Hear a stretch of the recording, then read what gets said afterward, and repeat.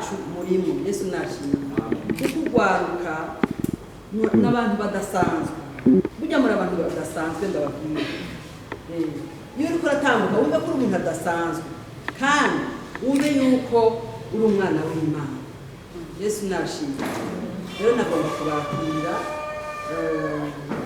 nagomba mbaze murara tumaze imyaka 3 dutumira abajene. Nagomba ndabe umuntu amaze kuza izo ncuro 3 yohaguruka nkamuraba tukamwakira ese agiye cyane nta wundi kuyobora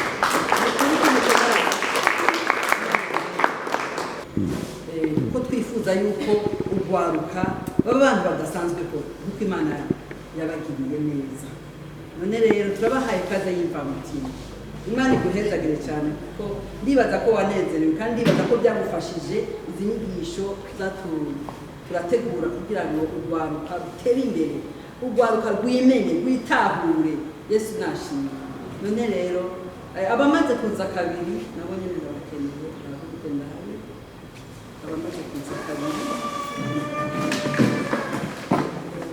Yesu nashimye cyane ndabahaye kaze n'izina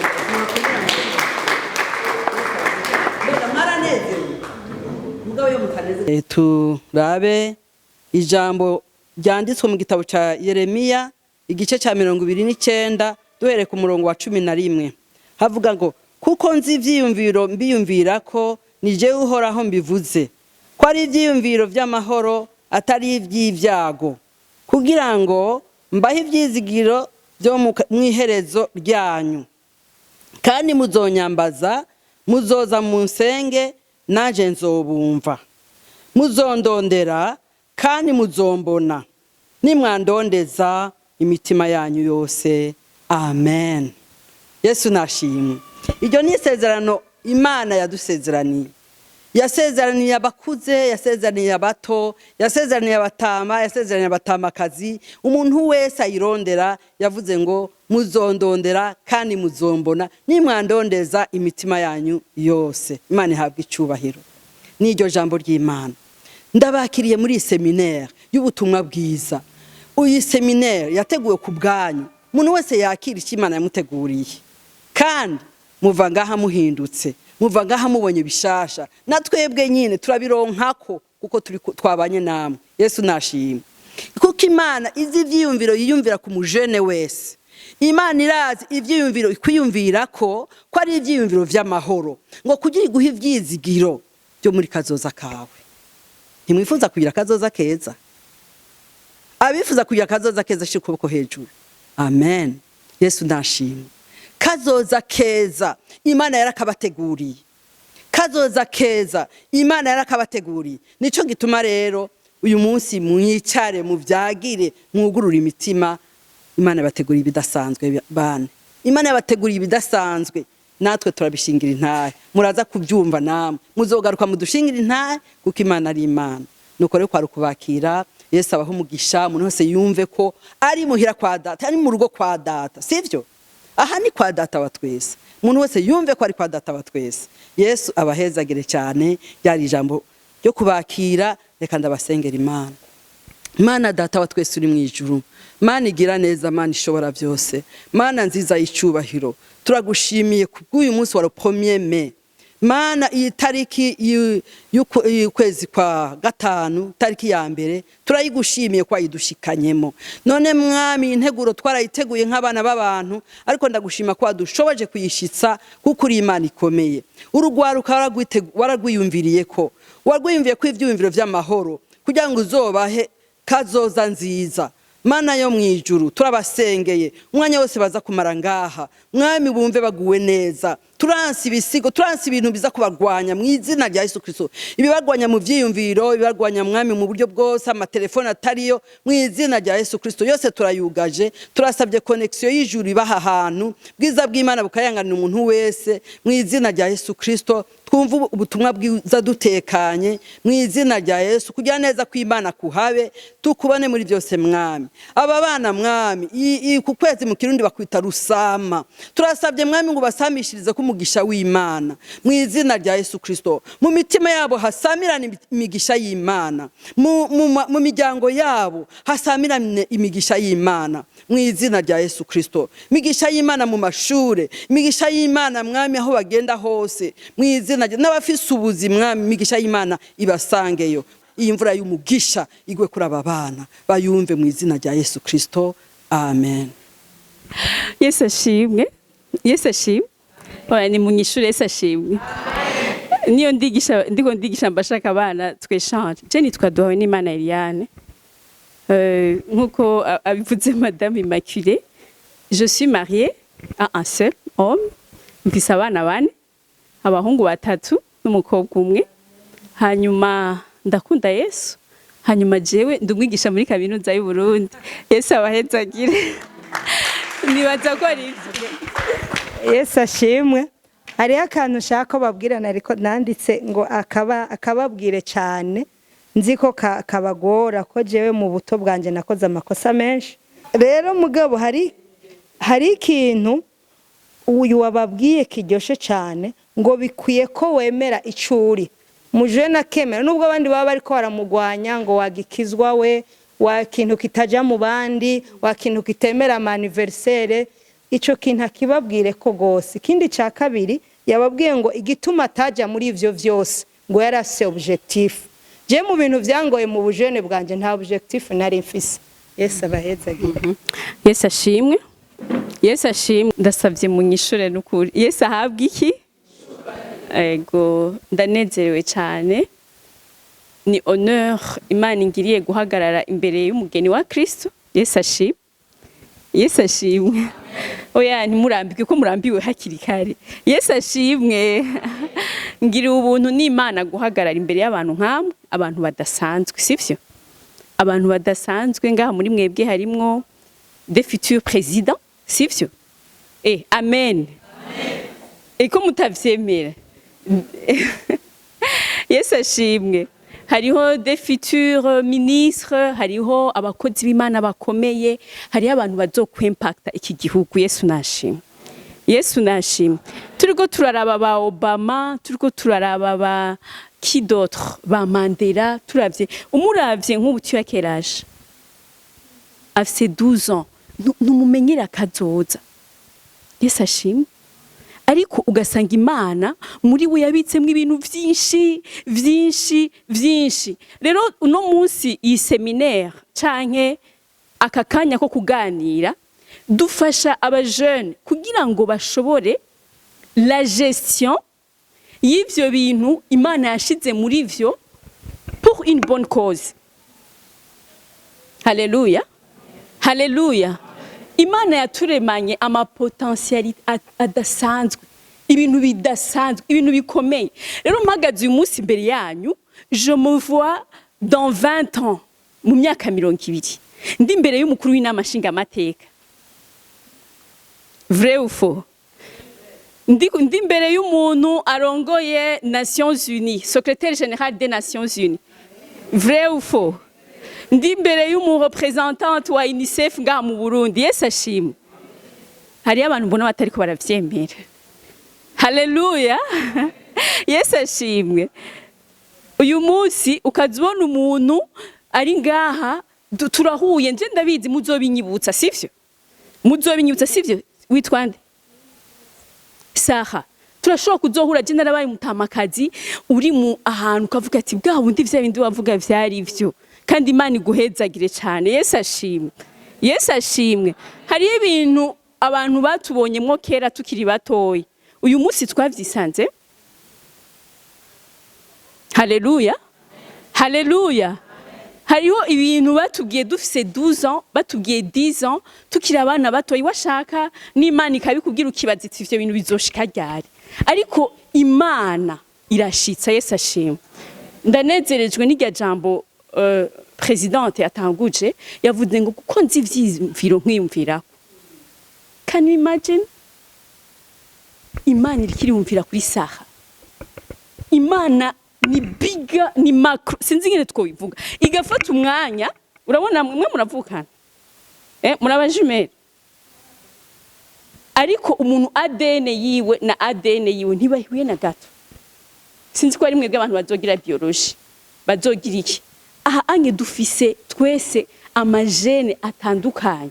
Umuntu naho bava abantu baravukana n'amahasa ADN ntizibari zimwe. Imana rero mu bukuru bwayo n'ububasha bwayo ikamenya umuntu ikamubonera muri future, ikamubonera muri kazoza, ikamugira umuntu adasanzwe. Yesu ashimwe. Yesu ashimwe. Akingana gutya biragoye kubona.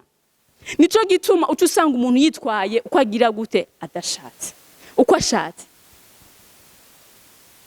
Ya destine vya bintu Imana yamutegurira, vya bintu biri binininya cyane ntamenye kubijera, ugasanga umuntu ariko ritwara uko yishakiye. Yesu ashimwe. Yesu ashimwe. L'objectif rero yakakanya ni gatoya, mugabo umuntu arashobora kumva ijambo rikamuhindurira ubuzima ye. Sivyo? Yesu ashimwe.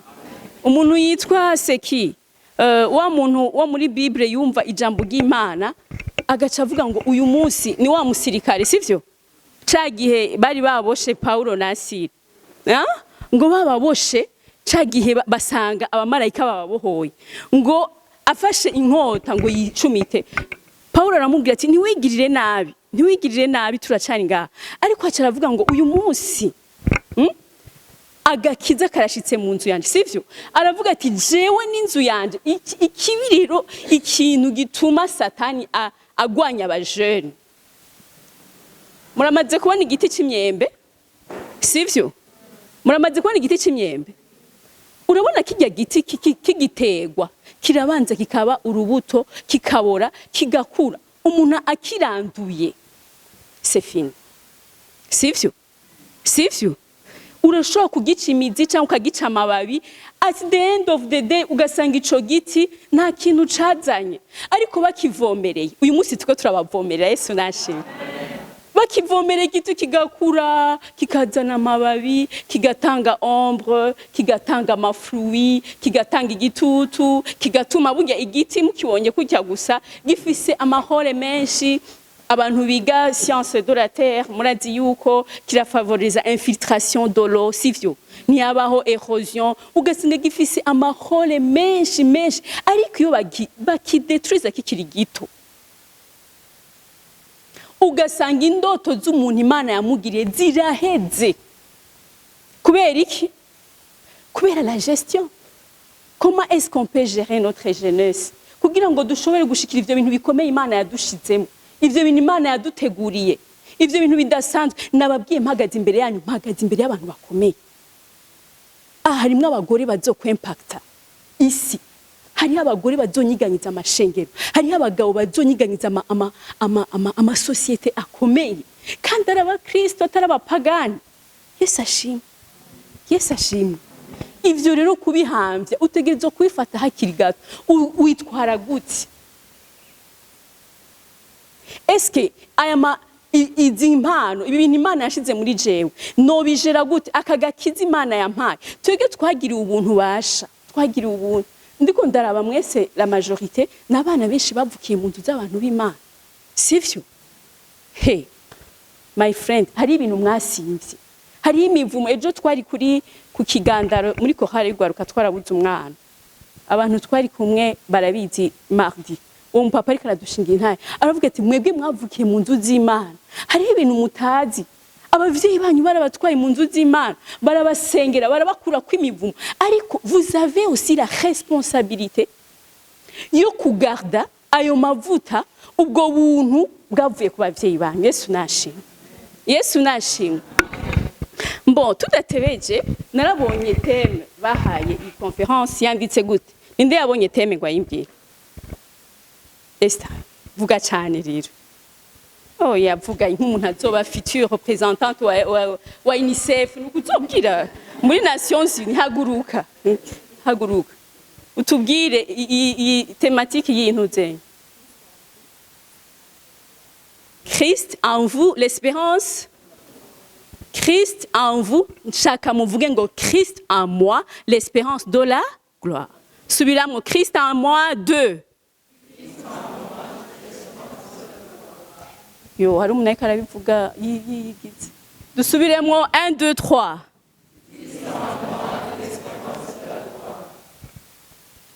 Do you believe it? Uravyizeye? Uravyizeye? Bivuge neza rero. 1 2 3. L'espérance de la gloire. Christ en moi, l'espérance de la gloire. Ahejeje kutubwira rirya jambo ngo kuko nzi ivyiyumviro mbiyumviraho. Ngo ari ivyiyumviro vy'amahoro atari ivy'ivyago. Ivyo kubimenya we wenyene atari uko abavyeyi bawe babikubwiye, atari uko tes parents canke tes grands-parents babikubwiye, ukagira expérience personnelle, ukamenya yuko uhoraho arakwiyumvira ko wewe. Ndababwije ukuri, Imana iri macro, Imana iri big, Imana irenze uko umuntu yobima. Umuntu agerageje kwiyumvira Imana ari gihe bavuga bati oya baratubesha, Imana irashaka kunyiyumvira ko jewe. Ariko asangwa umuntu wese afise ADN yiwe, naho muba muri amahasa murumva kombye Imana iri. Erega turiko turavuga Imana, je nkishika muri université baratwigishije ikuru yitwa géologie, baratwigisha l'univers. Turi kwisi tubona ko isi yari yahatari. Isi mwibaza ko nini yahatari? Baratwigisha les étoiles, baratwigisha donc système solaire. Dusanga bwa bundi twe tubona ngango turi kuri planète Terre. Nakantu gato dans l'infini. Imana twe turi muri système solaire. Yo système iri autour y'izuba. Sivyo? Hariho quelle planète? Ama planète ari muri système solaire na ya. Vénus, Uranus, Mars, nande. Jupiter, nande. Na yindi. N'abantu bize science de la Terre nga. Imaginez zigya di gravita autour du soleil. Sivyo? Isi ubona akantu gatoyi Imana yahisemo gushira kwa abantu. Irashira kwa amazi. Muri système iri gigantesque. Nibashobora no guhanura mu myaka y'ama année asanzwe. Bavuga ngo les années lumière parce qu'on ne peut pas compter ça. Ni bintu biri makuru. Rero Imana mugabo irashira mw'imwemu y'umuntu. Muri saha iyi mwemu umuntu imusubira kwigasubira ku Mana. Ni ikintu kidasanzwe. Rero ugaca wiyumvira yuko kuba ufise ADN yiwawe ukibaza ngo ni ibintu bisanzwe. Ariko Imana yarakwiyumviriye ko. Hari umuntu umwe yavuze ati naho nari kuba ndi umwe ku isi Yesu yari kuza kumfira. Yesu ashimwe.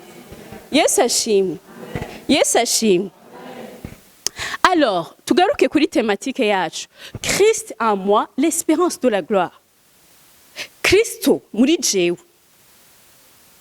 Ni ivyizigiro vya espérance de la gloire. Mu Kirundi bavuga ngo ubwiza buhebuje, sivyo? Ngo ubwiza budasanzwe, espérance de la gloire. Aha anye Paul yari karandikira ni Colossiens chapitre 1 verset 27 nkuko mwabibonye, yari karandikira aba Colossiens. Ariko arababwira combien bakwiye guhinduka, bakwiye kumenya yuko baronse iyindi statut. Experience yo guhura na Yesu yabakuye mu kibanza kimwe ibashira mu kindi kibanza. Yesu nashimwe. Yesu nashimwe. Nukuvuga rero ivyo iyo umujene abimenye n'umutaho udasanzwe. Nagerageje kuraba ndavuga ni iyo umuntu akijijwe hariho une nouvelle personnalité iba muri we de Jésus, iba sa vie. Sivyo? Sivyo? Entre nous à voix basse, muri bukigiye mwakijijwe mwewe.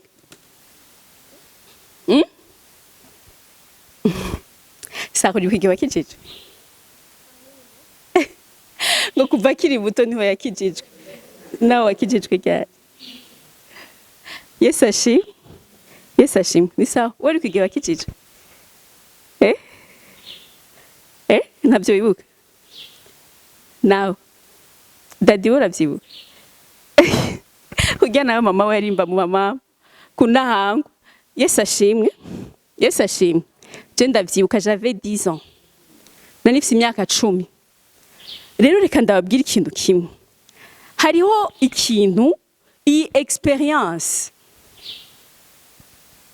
umuntu arondera wenyine atari uko abavyeyi bamubwiye sivyo isukari muravyibuka vya bindi vyo kugambarara baratubwira ko ivyo vyaha vyishe Yesu ku musaraba amonaje ndarira ndahwera dadi aramwibuka wa mutama yitwa Muzeyamani kunahangwa aratwihanisha turavuga tuti turihanye tuzosubira gukora ivyaha turahinduka ariko uwo munsi harya baririmba ngo umunsi nahuye na Yesu nuwoje ndawibuka Yesu nashimwe Yesu umviriza umuntu wese ategerezwa kugira experience personnelle Yesu nashimwe ivyo rero bituma wumva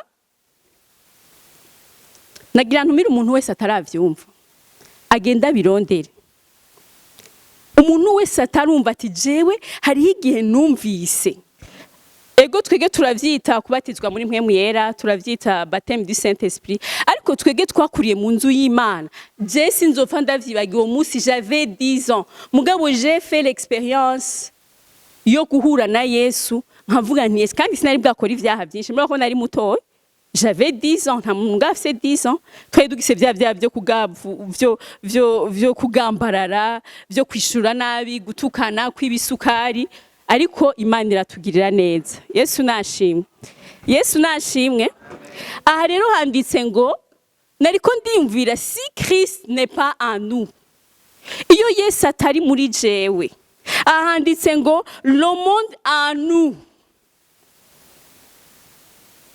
le monde en nous le péché comme point de rattachement iyo Christ atabaye muri twebwe il y a le monde en nous. Alors, iyo isi ibaye muri twebwe, bavuze ngo isi c'est quoi? Naciye ngenda muri Romains chapitre 12 verset 1, no handitse havuga ngo ntimwishushanye n'ivy'iki gihe sivyo? Ngo yamara muhinduke gose. Yesu nashimwe. Sishaka kubaruhisha. L'épître Paul yarasubiye arandikira aravuga ngo ne vous conformez pas au siècle présent. Ndababwire gabasha. I'm telling you. Muri iyi myaka yanyu murashobora kwica kazoza kanyu. Sinzopfa nibagiye twiga abandi namaze kwibabwiye sinzi ko abandi nayo babwiye niga muri seconde kuri lycée du Lac hari umwana twigana. Uwo mwana yaraza gusenga mugabo akaba afise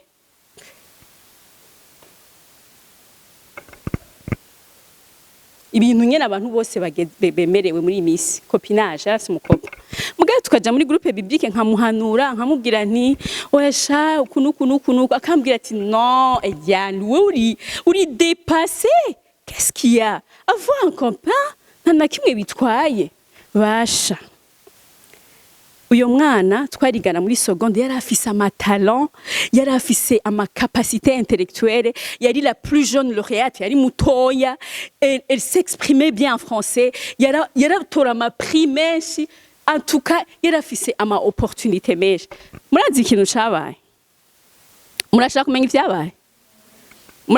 ivyabaye abantu qui jouent avec les copains abantu qui badinent avec le copinage abantu umengo ni ibintu bisanzwe vyagenze gute ndibuka c'était muno munsi le 1er mai c'était le 1er mai yarafise anniversaire aradutumira ati Eliane muzoze iwacu ndafise anniversaire qu'est-ce qui s'est passé ndagenda haragira ko batamba n'uwo mutipe nyene uwo mutipe twari twiga muri seconde nawe urumva yaratambwe muri université wo muhungu urabona nyene nivyo bigezwe mugabo ndamuhanura aranga mes chers amis twasubiye guhura ndi muri université du Burundi turi muri bus je wacu ni kwijabe murana wa muhungu afise ibintu mu mutwe wa muhungu batambana sivyo afise ibidunduri mu mutwe afise iki ndamuraba ce type je le connais qu'est-ce qui s'est passé vyagenze gute kumbe wa muhungu yaragwaye sida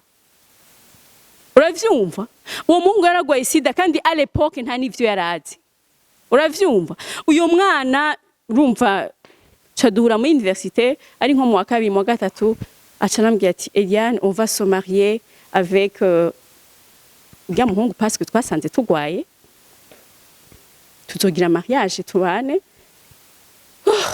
Jesus, amareve yose ibintu byose biba birapfuye. Baragira mariage et qu'est-ce qui s'est passé? Umwana amaze nka 6 mois mutipa carapfa. Turi kuri enterrement akaguma avuga Eliane, est-ce que Imana ni nkunda? Est-ce que ça est-ce que Imana irayifise mu ruhara?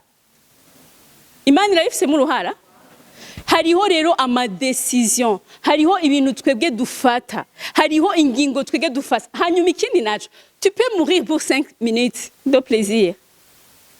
Urashobora gupfa ukica indoto zawe kubera 5 minutes de plaisir. Nous kuvuga nous devons être les jeunes de principe, hanyuma qui peuvent résister à se conformer.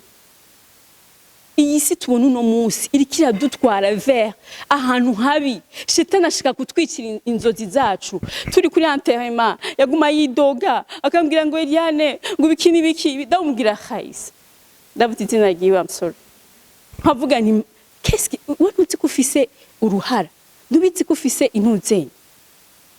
Mu minsi yindi acatangura kunywa inzoga ambwira ati ubuzima kini biki ubuzima kubera iki. She was joking ariko arafyinisha age. Iyindi example namangenda misi yose ndayibwiye abandi ba jeune misi yose iyo mpagaze imbere y'aba jeune turi muri seconde nyene hari umuhungu twigana mu bogari, hari abangu ba bogari sivyo abakobwa murabazi uyu ngira acari muto ntarabamenya Sarah Nuzenye Belle ntari abahungu b'ababogari barahari kweli babagangi. Yari umuhungu nyene twese muri classe abakobwa ntimuramubabona canke abakobwa beza abahungu ntibabazi muramubabona abahungu muramubabona baca baraba hasi. Hari abakobwa nyene kwishura bavuze ati ujya muhungu bajanye muri cantine ukumva umenga uri proud ukumva umenga uri proud ukumva iki. Uyo muti pere c'était comme ça, il était yari umwana wo mu Kabondo, urumva ko yaravuye bya bindi yatubwira madame, yari umuhungu nyene yari bien.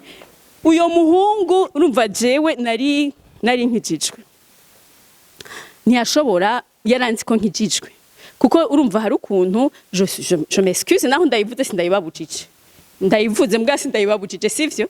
À l'époque turi muri école secondaire muri âge yo muri secondaire abakobwa n'abahungu baba bashushe sivyo, kandi ico onye it's normal biologiquement, c'est normal sivyo. Vrai ou faux? Vrai ou faux? Mwarize ya système reproductif sivyo, harabaho des changements. Hanyuma mugaje nari nkijijwe, hanyuma nkabona tuvuye muri vacances abahungu baraje amayambi amabizu je candafata des principes ndababwira plus jamais nta muhungu byazosubira kunsoma. Sindayibabujije ndazi ko mubigira sivyo. Hanyuma je candababwira ati ntihagire umuhungu byazosubira kunsoma, ni désormais sinzosubire kubona umuhungu jaje kunsoma. Nari muri seconde uyo muhungu rero yarazi yuko muri pause narabatumira tugende gusenga tugende kumva ijambo ry'Imana, nkababwira tugende hari gihe abarije ndiko ndavuga ijambo ry'Imana muri pause bakaza. Nza mbona Olivier ndamuvuza izina Imana imbabare mbwane mu mumenye. Nza mbona araje arambwira ati Eliane ndagukeneye. Nza mbona arambwira ati ndagukeneye sa ndambwira what? D'abord nitwéchange parce que c'était un type yari mondain, très mondain, nyene umuntu w'ibirori nyene sivyo. Aca arambwira ati ndagukeneye. Ambwira ati Eliane ndashaka unsengere nagize iki wagize iki? Ati unsengere ati samedi, c'était un lundi. Ati samedi twari dufise fête, twari dufise fête muhira. Muramubwira amafete ajya amafete rero ajya amafete mwabavyeyi ajya amafete y'aba jeune gusa atari Imana habaye. Aca arambwira ati twari dufise fete ati hanyuma rero ca ndagenda muri kwa ati hariho umukobwa ati turatambana ati dutambanye tuca turaheza. Do you get the point? Do you get? Ati rero ubwoba mfise bavuga yuko agwaye sida. Ati ubwoba mfise bavuga yuko ati rero je nzogenda kwipimisha ejo shaka unsengere. Ati shaka usengere sinzosange ngwaye. Ndamubwira okay ndagusengere uzoje kwipimisha ni wasanga utagwaye uzosubira. Ngo ivyo we nibikurabaye ngo we gucane cyane ngo sengera. Ndamubwira reka ndakubwira ikintu kimwe, Imana ibabajwe n'icaha gusumba ivyo. Imana ibabajwe, il y a des gens bavuka bagumugera kandi qui sont en parfaite santé, nta conscience iba dérange, ariko we wagiye gukora icaha ubizi conscience yawe izo gutravaya utihanye. Ndamubwira ni ikintu gikwiye ukwiye kwihana d'abord kuko warababaje Imana, warakoze icaha. Umubiri wawe, imibiri yacu ni temple du Seigneur. Sivyo? Sivyo? Yes ashimwe.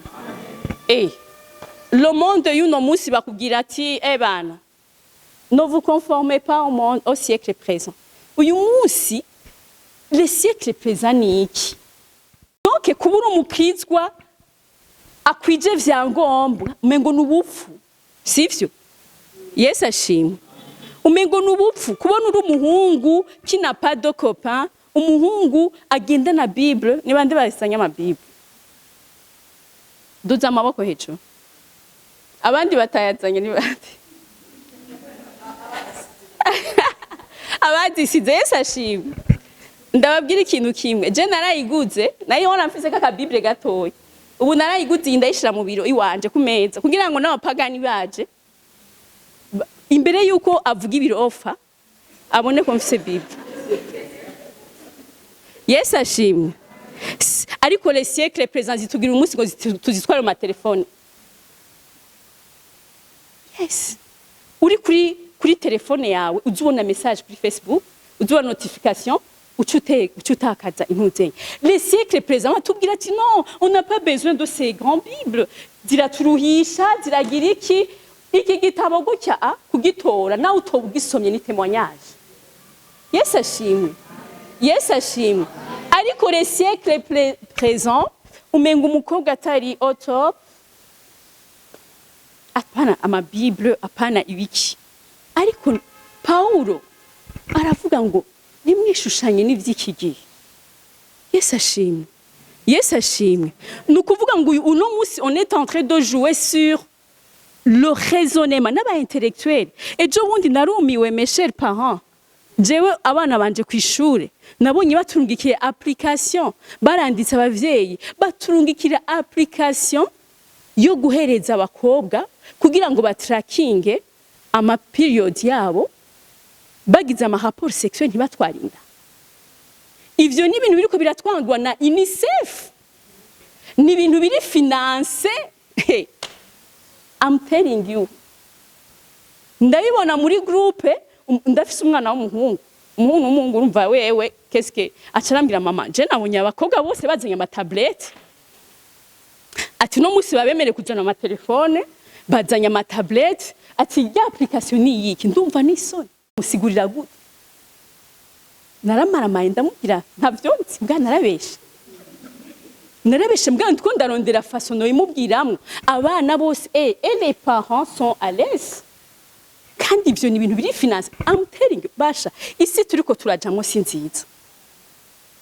Hanyuma le diable ashaka gukatinga down amareve yanyu ibintu vyanyu byose mukiri bato.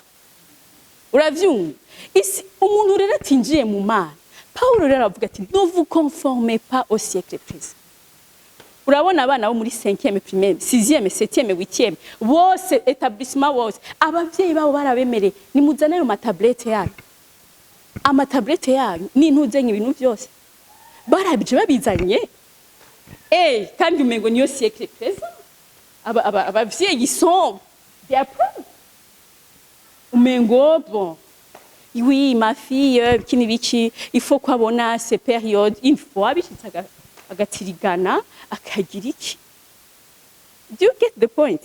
Isi turiko turajamo nuko hari igihe rero modernisme tuyibona gutyo onye ibintu byose biguma biza biriko biratwegereza kugaruka kwa Yesu, biriko biratwegereza gupfa.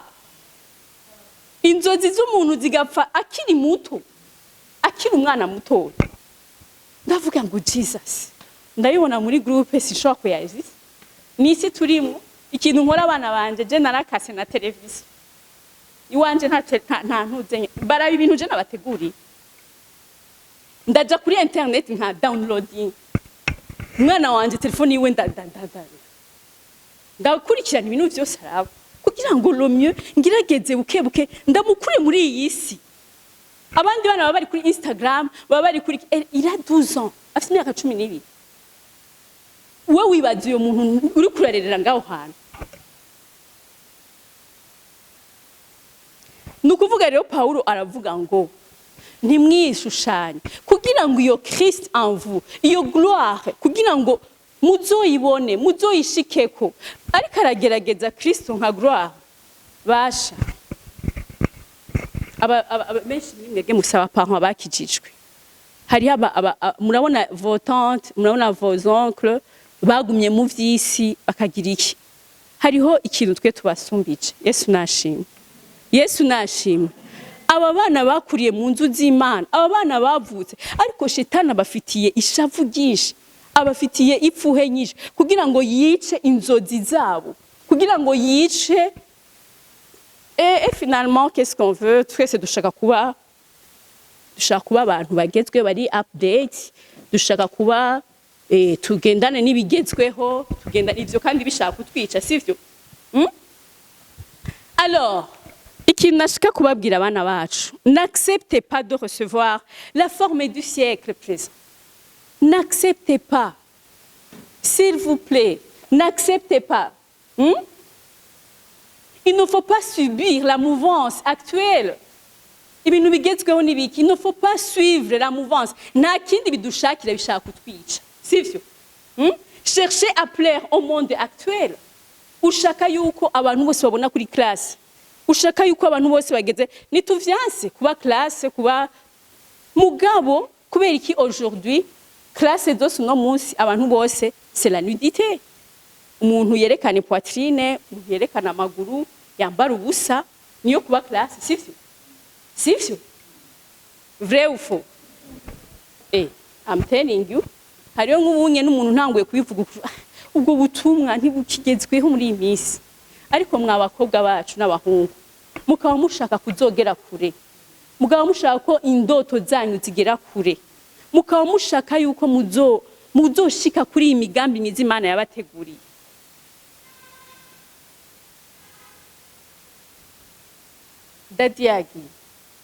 Dadi turi kumwe. Ejo mundi nasuvye umwana kuri YouTube, umuhungu yakuriye mu ishengero. C'est un jeune garçon, il a grandi en église, aririmba, ari umukozi w'Imana, mugabo yarishwe na masturbation, na pornographie. Kandi kwije imyaka 30 na ataragira rapport sexuel. Mugabo ari umuntu qui a déjà amaze kugera kure muri ivyo bintu. Aragera igihe araronka umugore mu ishengero ntibashoboye kubana parce que ntiyari umuntu asanzwe. Avuga ati abantu bo mu ishengero ntibigeze babona jewe ko ndi umupagani wa kera. Nari umwana w'umukristo mu ishengero ariko sinashobora kuryama ntabonye pornographie. À partir de l'âge de 13 ans, 13 ans, 14, 15 ans, 16 ans. Araba mu ishengero, il jouait à la guitare, yari umu musicien. Araririmbira Imana, arakora, aragira kuri etape wumva hahandi bakubwira ati il faut se marier. Aragira mariage mugabo. Shetani abashaka riga kwica kikari.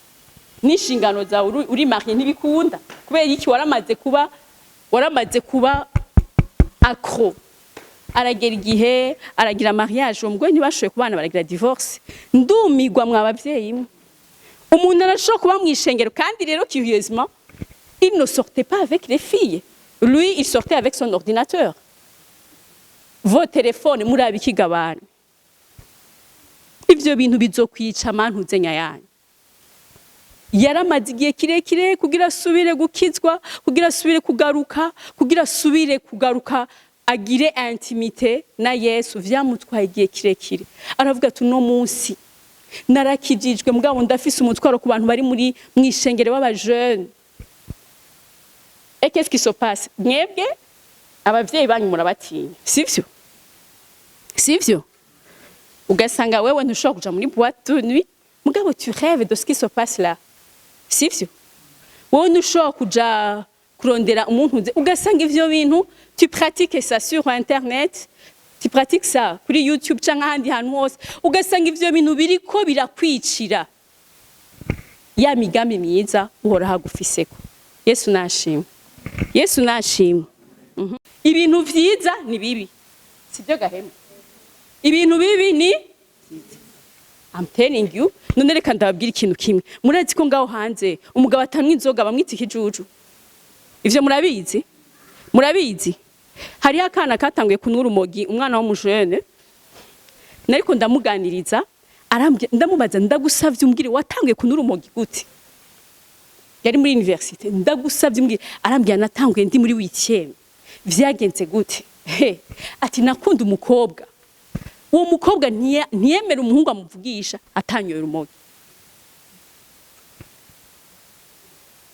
Aho gakobwa arakambwira ati kajya kana nta muntu n'umwe yakavugisha utari horo, utari muntu uzeye. Utari muntu uzeye. Sa ati rero mbonye ujya mukobwa abahungu bose bamuvugisha basomye akantuzeye. Niho yemera. Ati ca ntangura ukonye. Afise imyaka ingahe 13 y'amatari 14. Acaraba akro ubunye nubu avuga ati sho kuryama nkanyoye. Atari Yesu wenyine namutabaye. Yaragerageje baramukubise baragize iki mugabo biraba.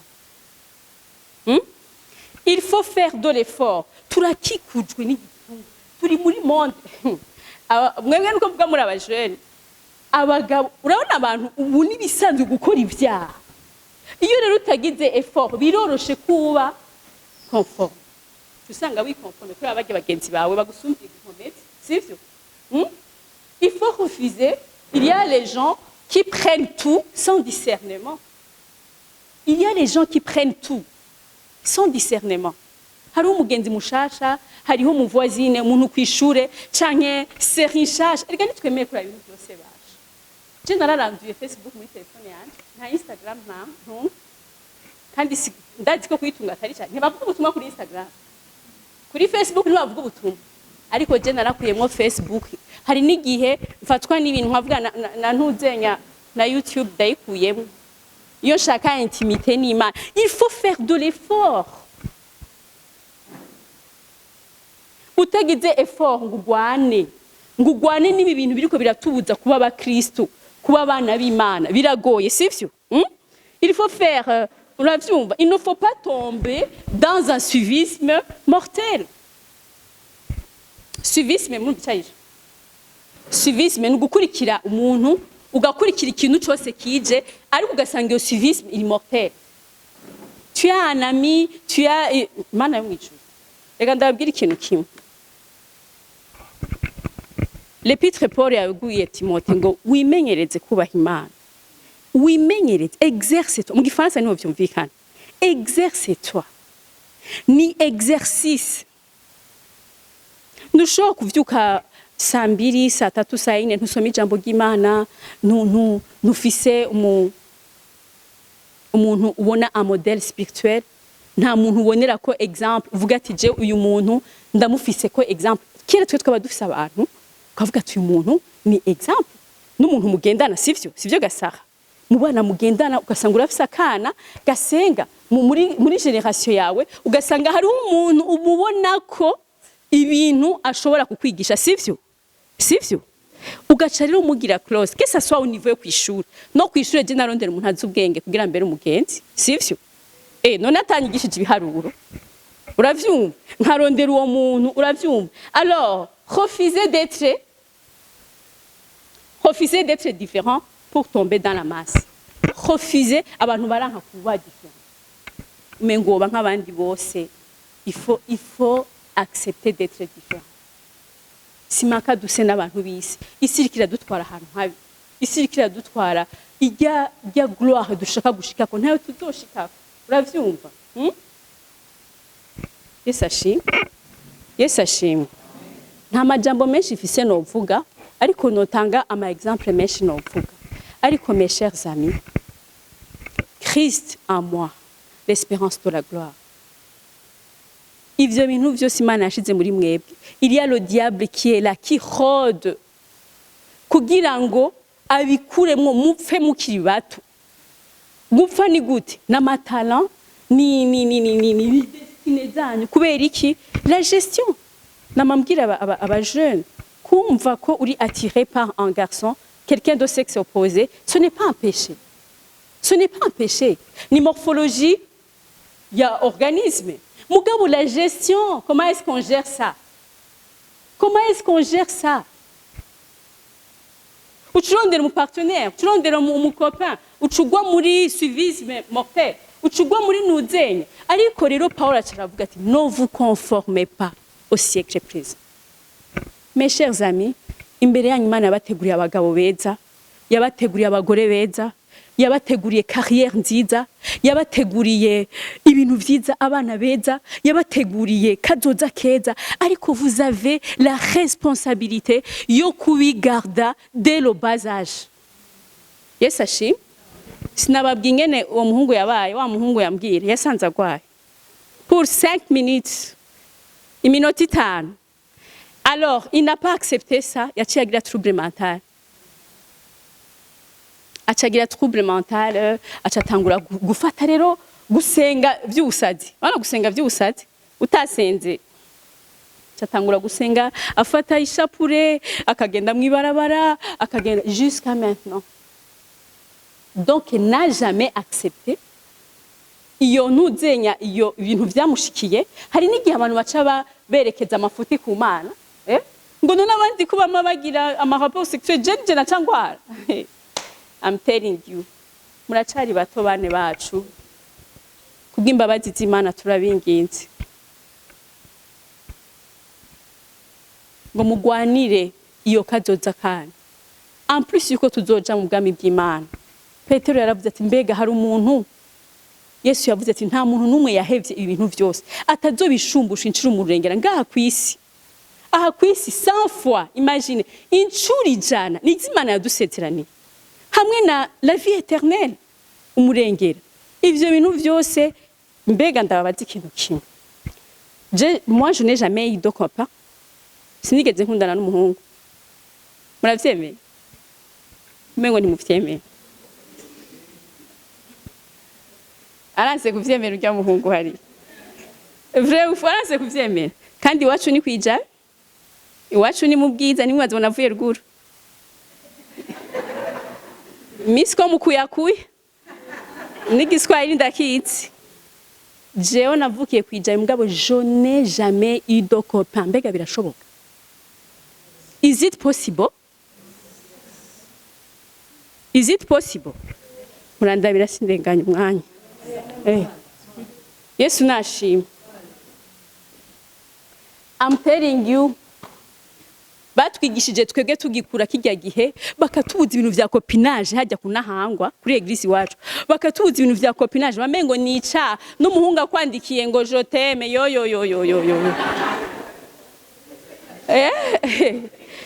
dadi unabikumbu ariko ubu nyuza umva sweetheart aba bana bangana gute ngo hani ukumva nyene ngo gyameneza sheri shushu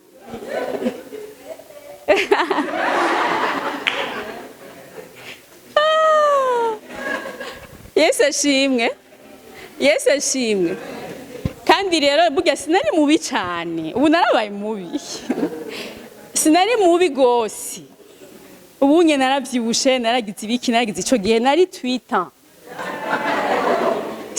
sinari mubi vraiment ngo mvuire no muntu ambaza bari bahari vraiment bari bahari mugabo nari mfite objectif Yesu ashimwe none qu'est-ce que j'ai gagné munkomera amashi Yesu ashimwe est-ce que est-ce que j'ai perdu cyangwa j'ai gagné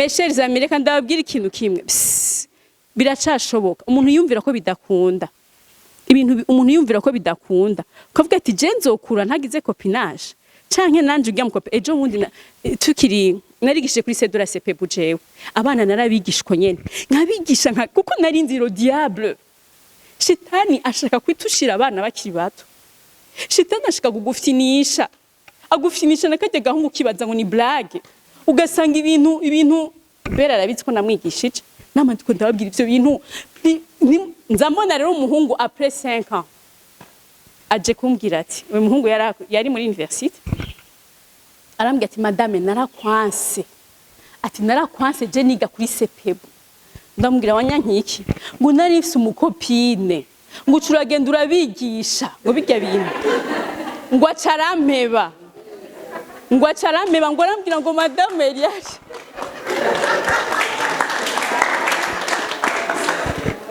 ngo madame Eliane ngo yatwigishije ngo yatubwishima bisaba kuvyizera iyo bimenye navyo ucumenye ingene witwara kandi nta kintu na kimwe kigoye iyo wishize mu maboko ya Yesu byose biba biisi Yesu ashimwe Yesu ashimwe mwakoze kunyumviriza Imana ibahezagire cyane Imana ibahezagire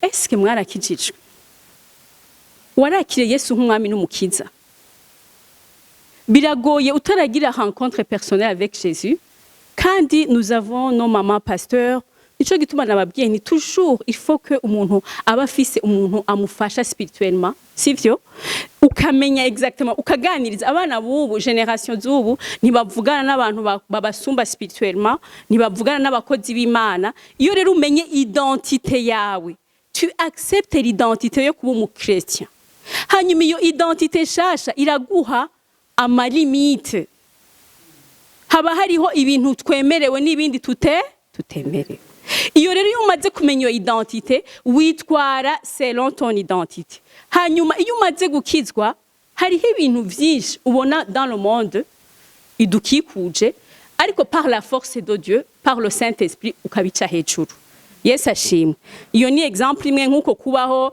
uri umwana wo kwijaye mu bwiza abahungu twabana muri quartier barambwira ngo turagwaye 2 ans ngo turagwaye 3 ans turagwaye 4 ans baze babona ndakuze ndagiye muri université pas de copain c'est-à-dire que j'avais accepté mon identité sivyo uremera ni hari ibintu je ntemerewe sivyo hari ibintu abandi bantu bakora bon ivyo ni vy'ama anniversaire c'est normal twese turacélébrer les anniversaires mu village ari cyaha ngo je ngo biraheze uyo muhungu arambwira ati madame narakwanse je twarahura na igitangazo umuhungu yari umukiriso yasengera hajya kunahambwe iwacu I'm telling you ntimwibaze ngo yari umupagani hajya huzuye ibihungu hajya bifise ibikopine hajya no ngasinzi ko bihari oya no musi ntivyaje vyagumye hari Yesu ashimwe hanyuma ndatahura mu nyuma niho natahuye bugiragira feedback y'ivyo wavutse ukavuga ati bwa bundi vya bindi navuga vyarazanye umusaruro sivyo uyo muhungu nyene arambwiye ati rero je nshaka gusaba ikigongwe vraiment ati nje narakwanse ndakwanka hajya ndakubonye uririmbana hajya imbere urashaka kwibaza ati ndakubonye hajya nkibuka ibintu wangire none havuga none je nakugize iki je ko nariko ndamwigisha none ndahumaze ubunye uri muri université nawe ari muri kaminuza quand même murakuze muri mature hajya ari muri 8e ugiye mwana ategerezwa kugira iki ndamwira kandi vraiment je wumve nta simbabaye ariko ahubwo ndatahuye yuko rya jambo nagira ryagize ububasha Yesu ashimwe ujya muntu umuhevye wobaho ujya muhungu ujyama utabunya ka message umuhevye wobaho ujya mukobwa nta kintu na kimwe nabuze kubera ntagize copinage nta kintu na kimwe je narasoma ibitabo namambwira abajene ntimusoma twarasoma ibitabo plus pur que le diamant comment être pur comment être jeune et chrétien kugira ngo ushobore kubaho muri imise ibitabo kubugyo je nagiye no muri fiançailles umugabo wanje arambwira ati warasoma ibitabo byinshi ndagusavye ugeza parce que urumva niyankoze ko kugira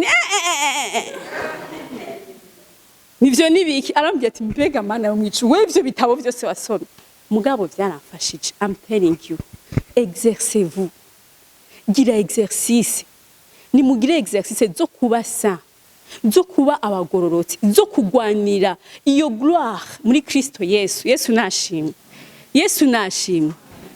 Hana kimwe abo bantu bafisaba atari Imana yo mwijuru. Dadi arabizi twari kumwe muri Sunday school, abantu benshi baducitse gutya twikompaye nabo no munsi bari hehe gadada bageze wewe urabazi abantu bari bafise abakope muri kohare katoza kabo kagenze gute ari abamaze kugira divorce zitatu ntibikunda shitana shaka kukwicira hakiri kare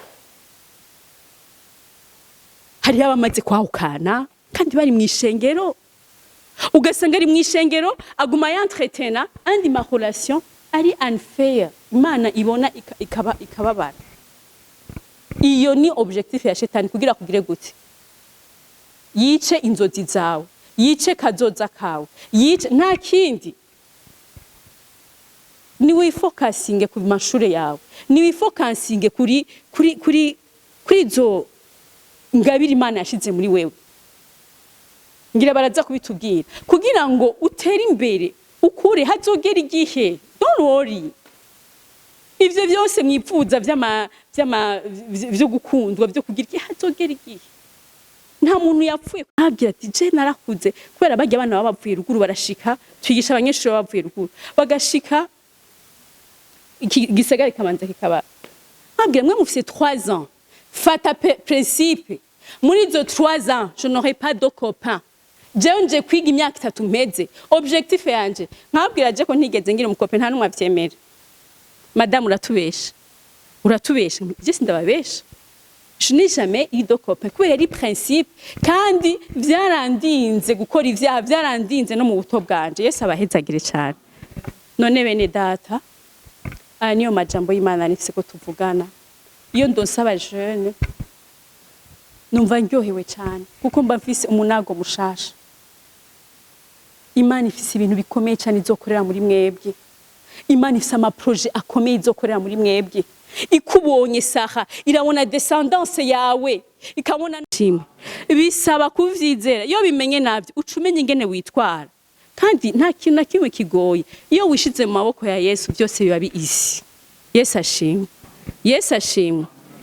Mwakoze kunyumviriza. Imana ibahezagire cyane, Imana ibahezagire.